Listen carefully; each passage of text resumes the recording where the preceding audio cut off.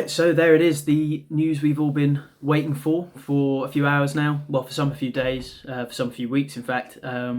Marco Silva has now been sacked as Everton manager. How do I feel about it? I never had any sort of ill feelings towards Marco Silva. His job's been under pressure for a while now. He's been a very stressed man, and he's never acted unprofessionally. He's been quite, disciplined and. I hope him the best in wherever his career goes. I can't see him getting a job in England for a little while now. The only job I could see him getting is that Watford one, but surely they wouldn't rehire the two managers they fired before. That would seem like some weird, crazy loop that there was a literal revolving door of managers, like it's been called before. It feels like the Merseyside derby was just the final nail in his coffin. There was sort of too much discontent in the fan base to keep him on this sort of game-to-game basis they had him on to almost get us through this December period without bringing in a new manager set up to fail with that fixture list. But he's gone, and as I said, never had any sort of discontent with the guy, or the personal issue with Marco Silva. Obviously, I wasn't happy watching the style of football. But on the flip side of that coin, I never really warmed to him either. It didn't feel like a sort of Everton manager, a great Everton manager.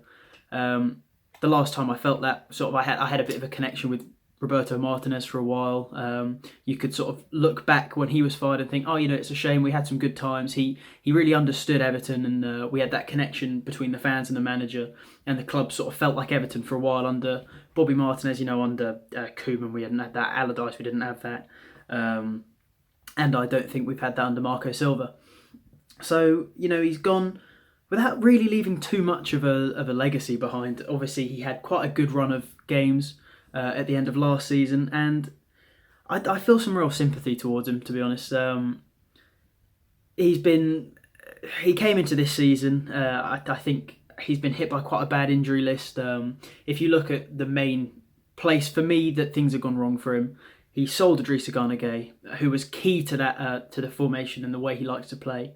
He's brought in Gbamin, and he's ended last season with clean sheets. He's started this season with clean sheets, and as soon as Gbamin gets injured, he hasn't kept a clean sheet since. Just showing how out the window that system's gone, and it's a bit of bad luck, but it's also having no alternative of how to play, no secondary identity or fallback plan.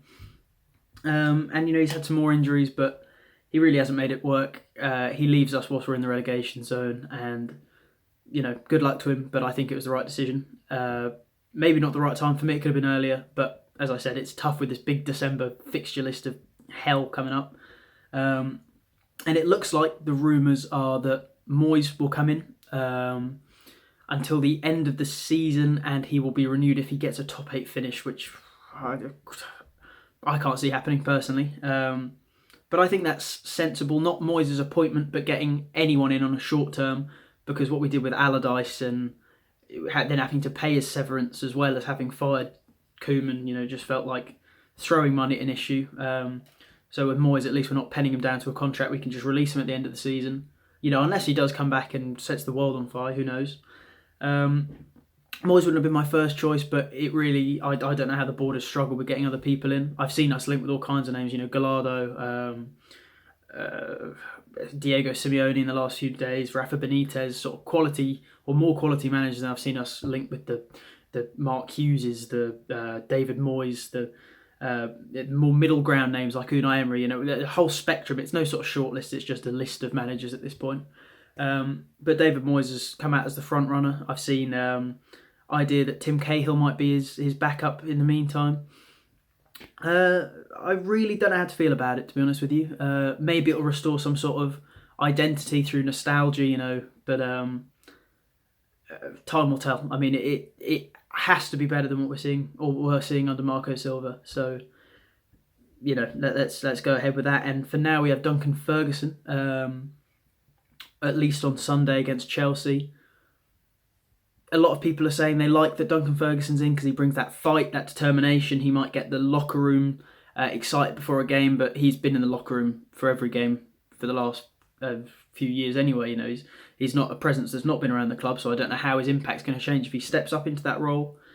We'll just have to see. But yeah, that's my initial reactions and me just spitballing what's going on with Marco Silva leaving the club, what it looks like will happen in the future. So that's it, really. Good luck to Marco Silva. I'm sorry it didn't work out at the club. And there it is.